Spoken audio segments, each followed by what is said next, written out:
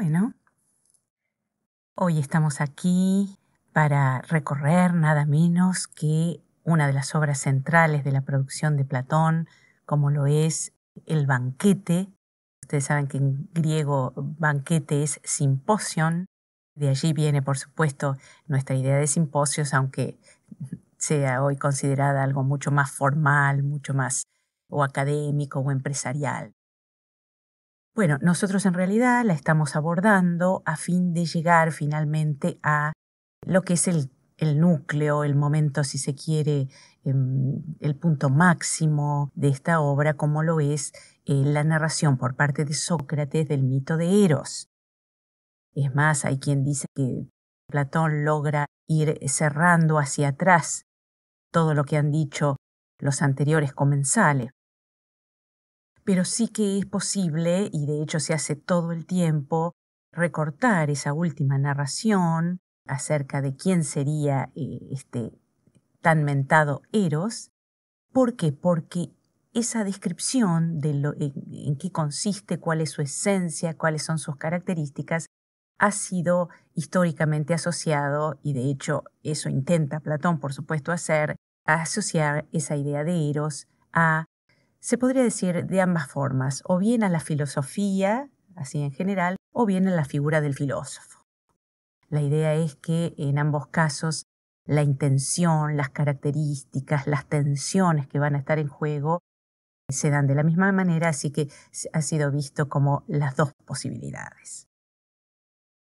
Entonces, si bien el momento cumbre va a estar a nuestra derecha, como ya se puede ir observando a simple vista, la idea es dar la presentación de, bueno, dónde estamos situados, por qué se llega a lo que se llega, por qué se llega a decir lo que se afirma aquí. Entonces, algo muy básico, bueno, la fecha de creación de todo esto, ya vemos que es bastante después de la muerte de Sócrates, que fue en el 399 a.C., han ido pasando los años y allí Platón más maduro escribe este banquete. ¿Qué se nos dice aquí?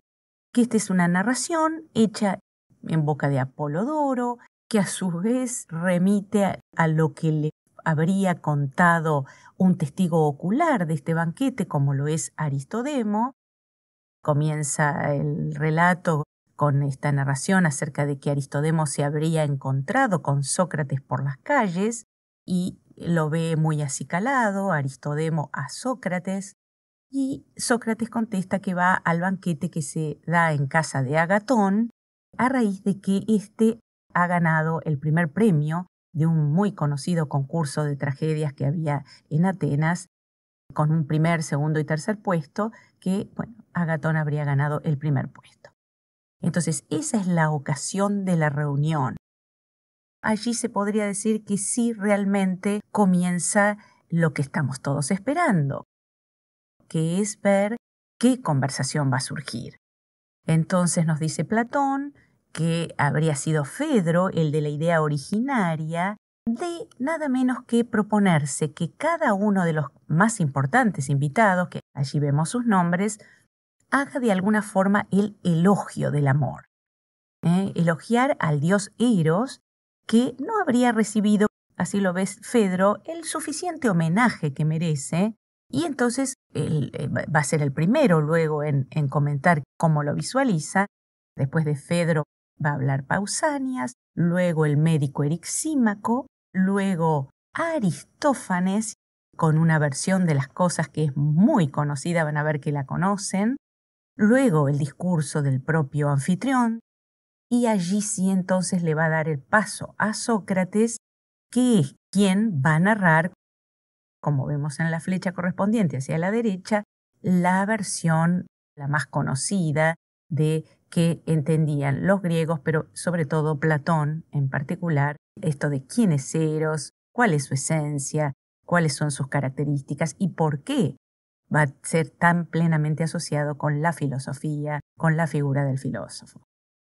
Finalmente aparece la figura de Alcibíades, un general brillante en su actividad militar, pero con unos comportamientos muy discutibles, que bueno, entra en el banquete ya casi sobre el final, cuando todos han hablado, se podría decir que habiendo bebido mucho y dispuesto a seguir bebiendo aún más, y entonces ese va a ser un poco el cierre de la obra El banquete, con el testimonio que va a dar Alcibíades, que va a tener que ver, van a ver, con lo que se ha venido diciendo hasta acá, y es como que le pone el broche de oro final a este banquete, en el cual, por supuesto, todo va a ir a cerrar, corroborando la idea de que la figura más brillante de la noche ha sido, como siempre en las obras de Platón, su maestro Sócrates.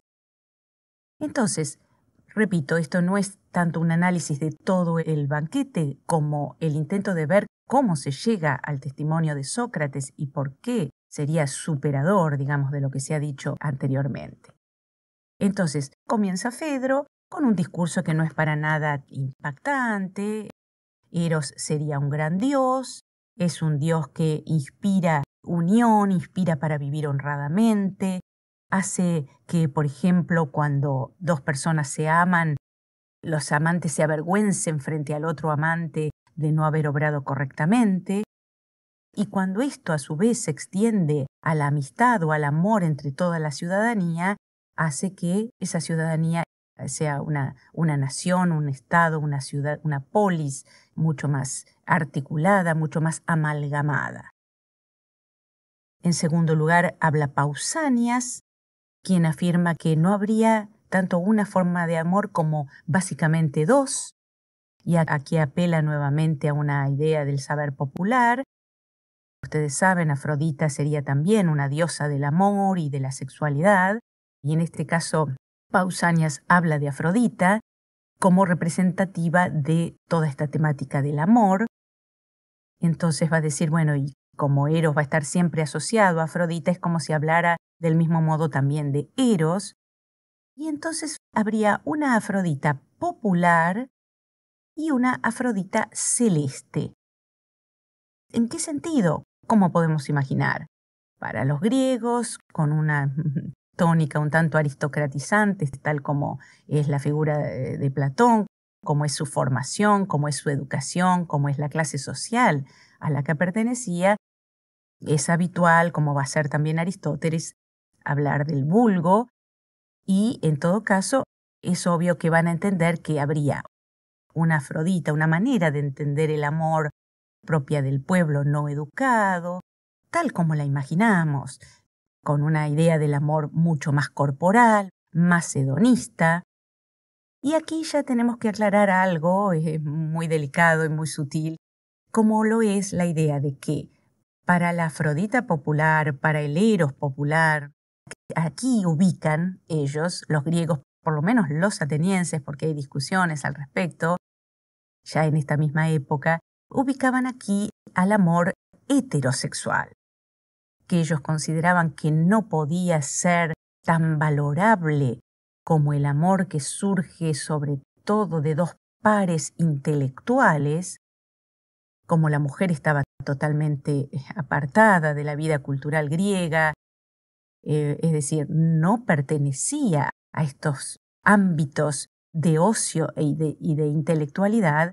Bueno, la sexualidad heterosexual era vista más bien, incluso Platón lo dice con todas las letras, era obligada prácticamente por el Estado para la procreación y por tanto quedaba de este lado, del lado de la Afrodita popular. También, por supuesto, podría haber aquí relaciones homosexuales, pero quedarían del lado de la Afrodita popular. ¿En qué sentido? En el sentido de que no importa lo que se haga, va a decir Pausanias, sino la actitud, la intención, el contexto con el que se hace. O sea, no toda relación homosexual era valorada por este tipo de griegos.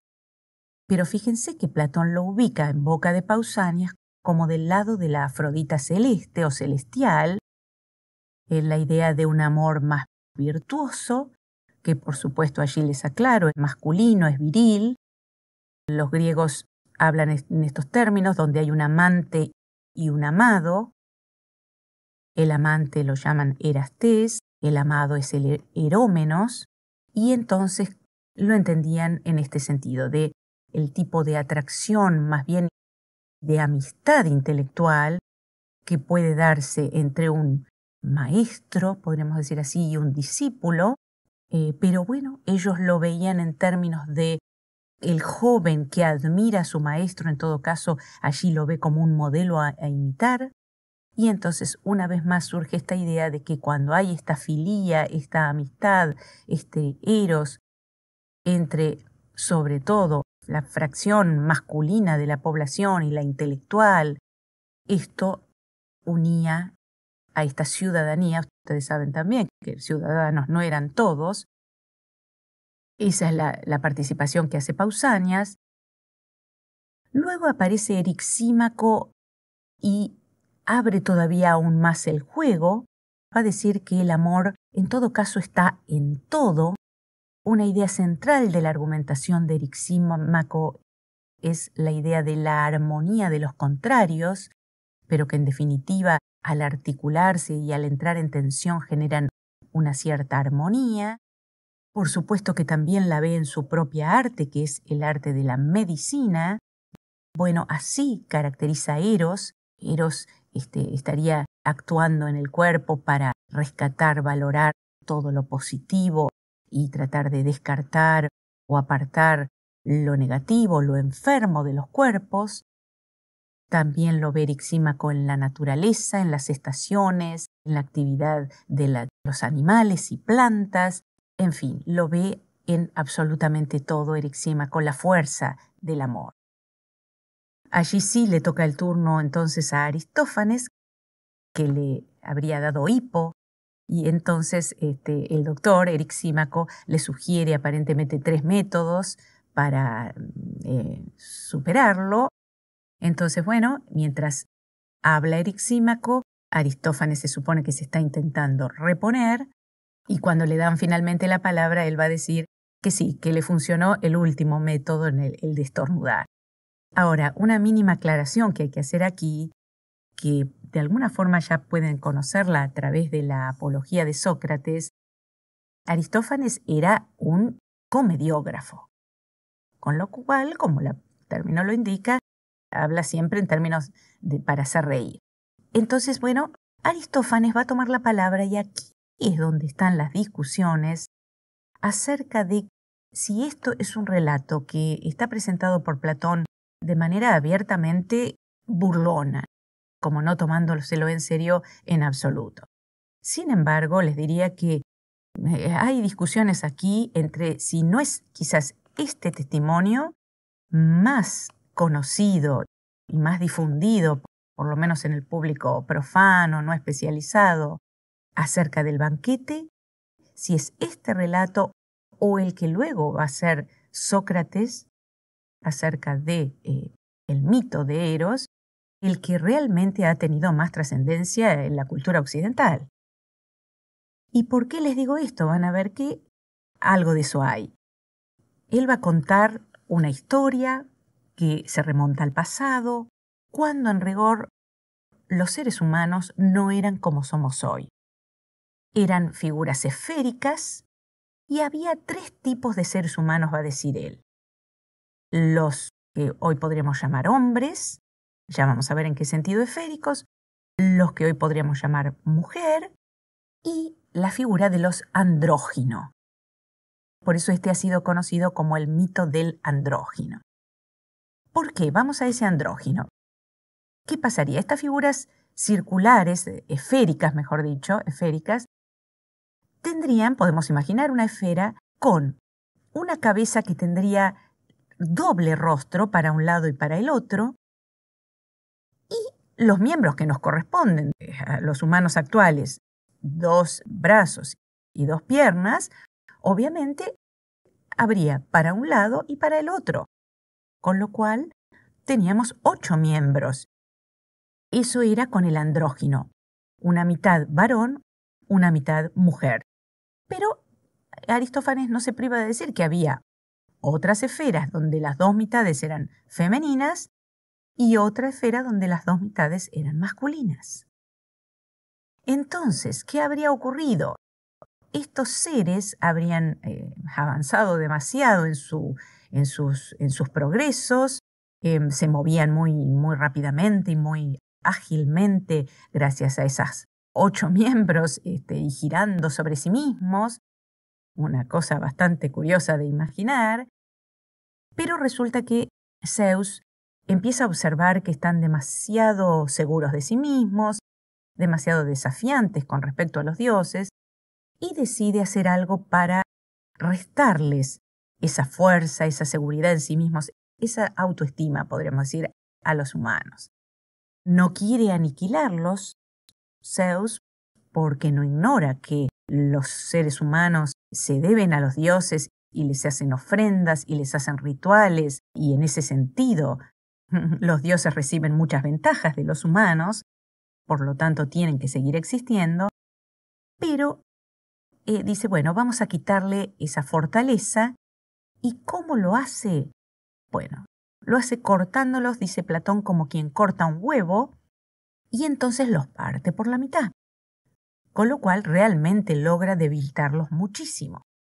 Bueno, andan allí un tiempo así como sumamente perdidos, conflictuados, todas las mitades sueltas, digamos, hasta que Zeus ve que realmente corrían riesgo de perecer completamente si no hacía lo siguiente, que es poner su genitalidad, de la cual no hemos hablado, que estaba hacia afuera, digamos, girarlos y ponerles todo hacia el lado interior, para el mismo lado, su rostro, sus miembros y su genitalidad. Aquí andrógino es esto, ¿no? Aner, varón, y gine, mujer, entonces andrógino, la mitad masculino, mitad femenino. De tal modo que pudieran seguir encontrándose y, por supuesto, en el caso del andrógino, donde había mujer, mitad varón, es el tipo de pareja que es la que produce la procreación. Entonces, de esa manera el andrógino resulta central aquí más que nada por razones prácticas de que siga habiendo descendencia. Pero bueno, ha llamado poderosamente la atención que Platón sea capaz de poner en el mismo plano lo que por supuesto después sería relaciones de tipo homosexual u homoeróticas al tener las dos mitades de las dos figuras femeninas que se encuentren versus las dos mitades masculinas que darían lugar al amor homosexual masculino, que por supuesto es el que no, se va a dejar traslucir aquí, sería el realmente más valorado en esta cultura.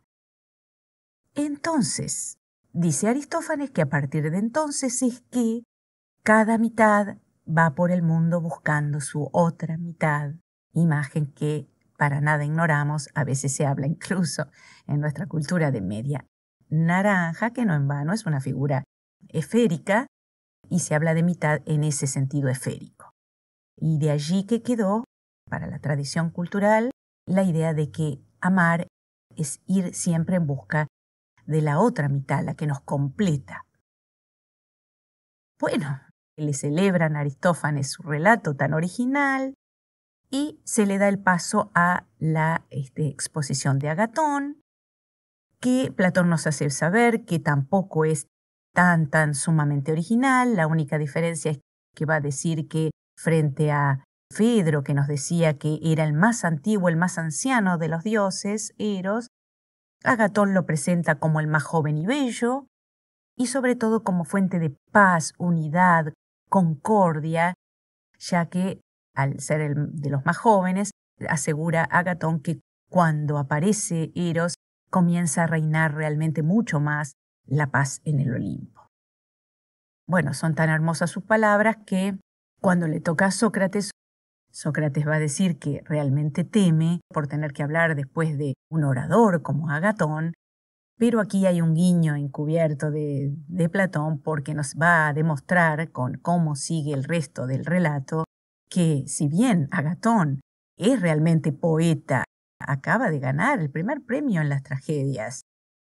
Y sin embargo, dado toda la narración que nos va a hacer Sócrates de realmente una expresión exquisita y contradiciendo gran parte del discurso de Agatón, hace que lo que Platón esté queriendo decir es que, en definitiva, Sócrates, aunque no sea su rubro el ser poeta, también es capaz de superar a los propios poetas en su campo y de hablar incluso con gran belleza, aunque de las primeras cosas que va a decir al comenzar a hablar sea justamente que él no promete hablar tan bellamente como Agatón, sino decir lo que a él le parece que está más cerca de la verdad. Entonces, todos dicen que por supuesto aceptan que hable con verdad.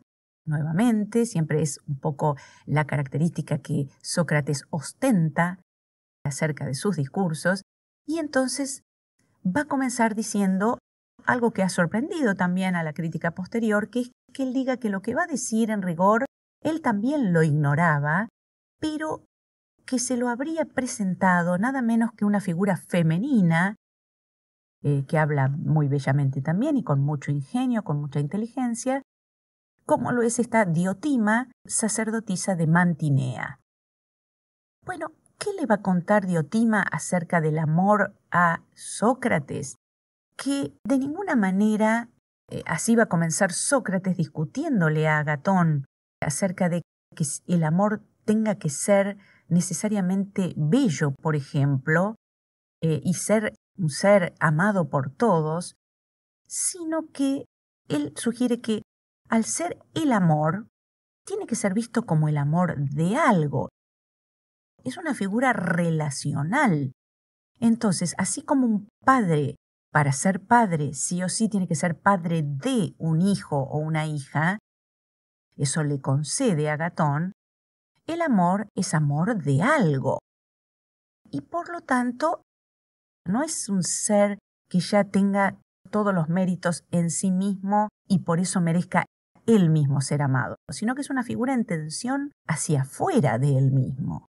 Esto se lo concede a Agatón, y entonces para explicar con más profundidad este sentido tan sutil que le va a llevar a Sócrates a decir que por eso la figura de Eros no es algo completo, acabado, autosubsistente, sino una figura que ya podemos adelantar que va a resultar algo bastante intermedia.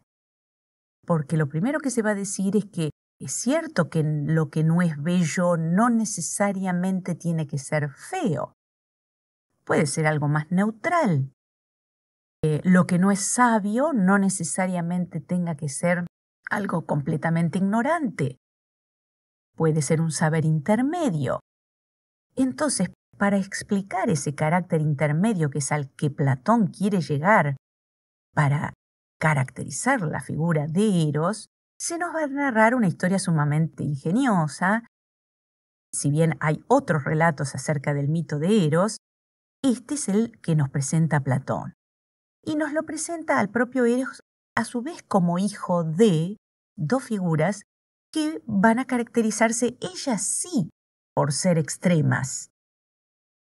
Entonces, como hijo de ambas, podemos imaginar, así como a veces decimos, heredó del padre una cosa, de la madre otra, y es un intermedio que a veces no es idéntico a ninguno de los padres, eso es la construcción que está queriendo hacer Platón aquí.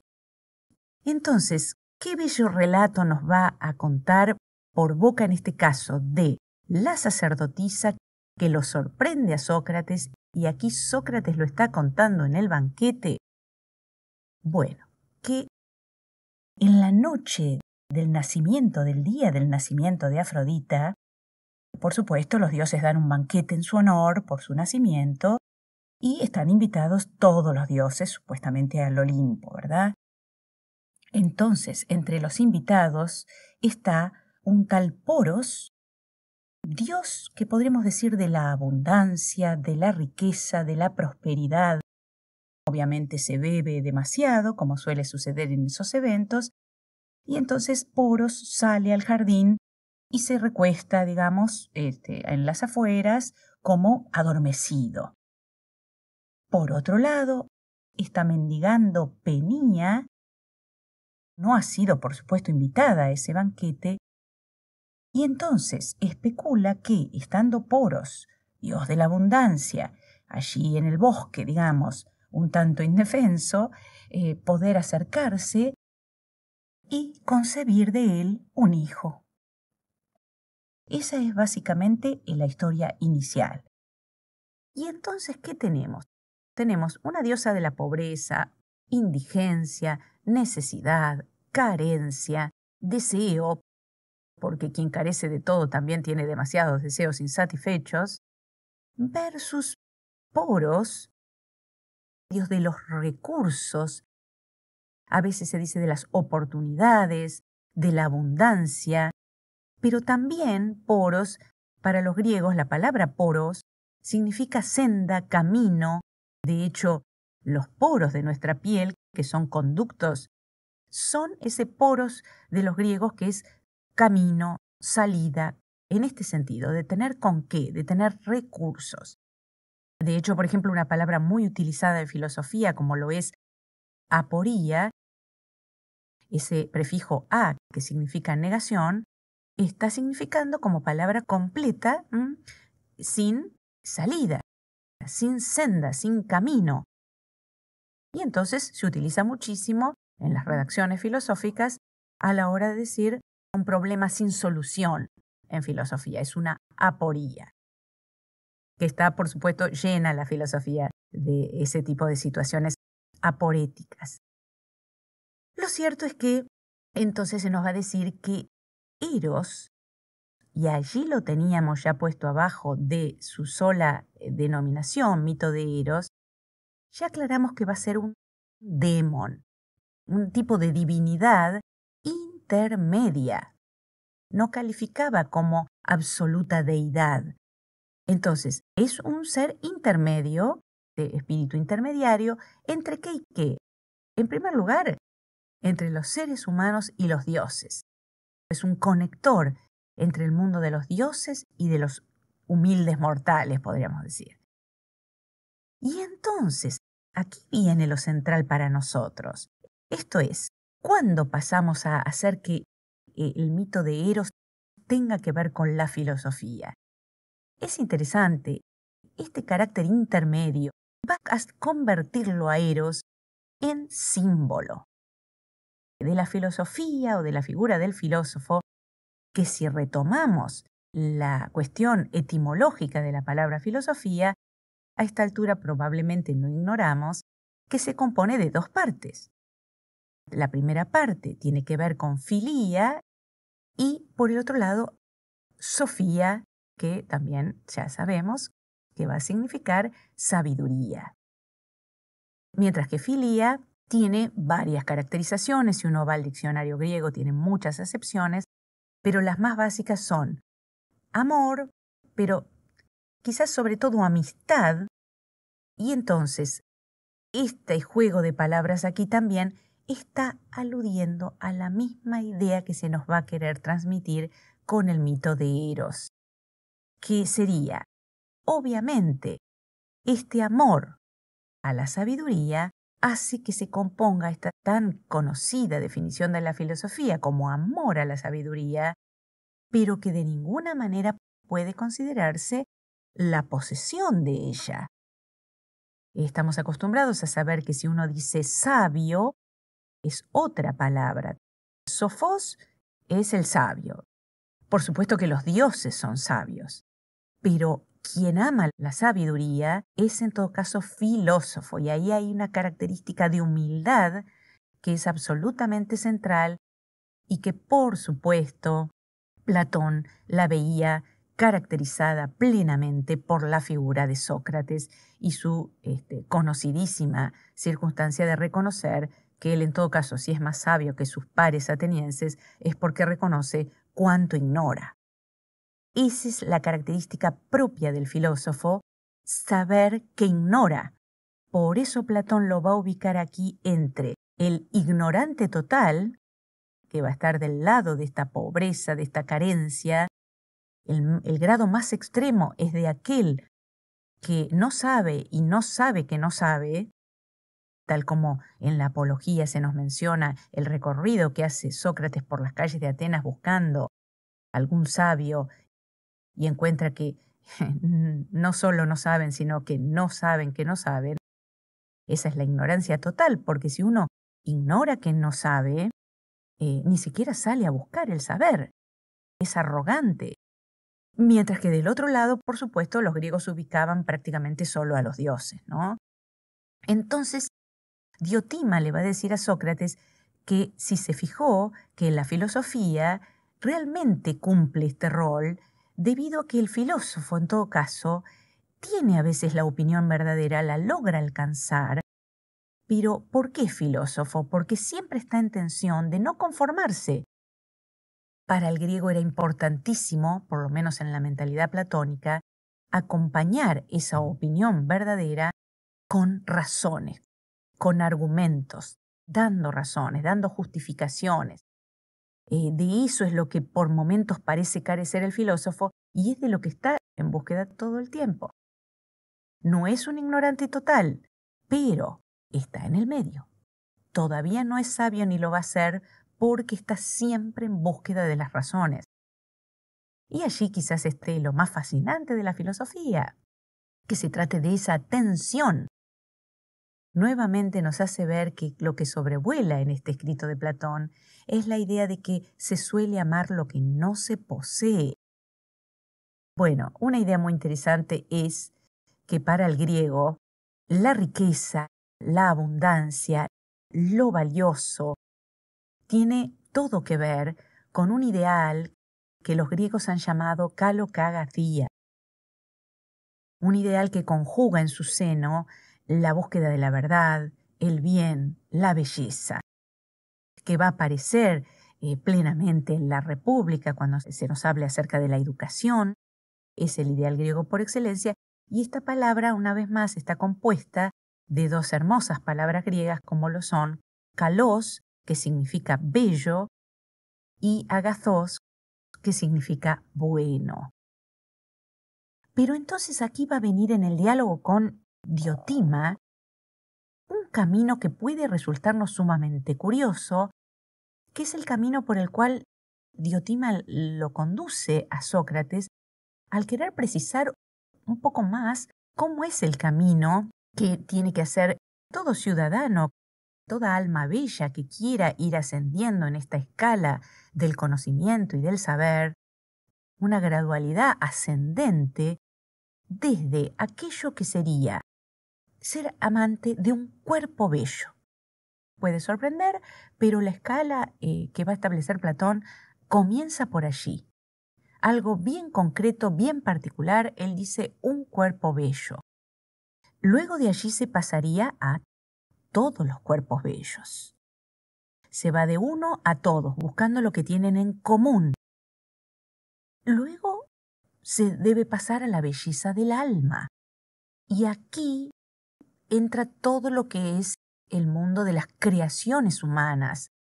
La belleza del alma para ser capaz de crear leyes, para ser capaz de hacer ciencia.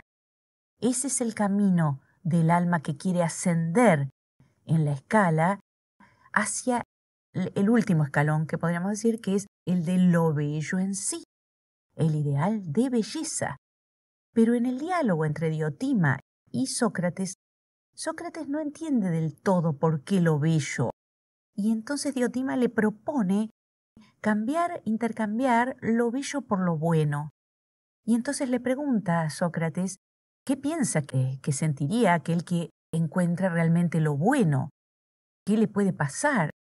Bueno, que está feliz de poseerlo. Es más fácil entender por qué se quiere poseer lo bueno que por qué se quiere poseer lo bello. Sin embargo, nunca se desdice, lo bello está allí casi amalgamado con la idea de lo bueno. Y entonces Diotima va a decir, bueno, ¿y por qué vamos hacia esto? Porque en el fondo, ¿a qué aspira el alma cuando va ascendiendo de nivel en nivel?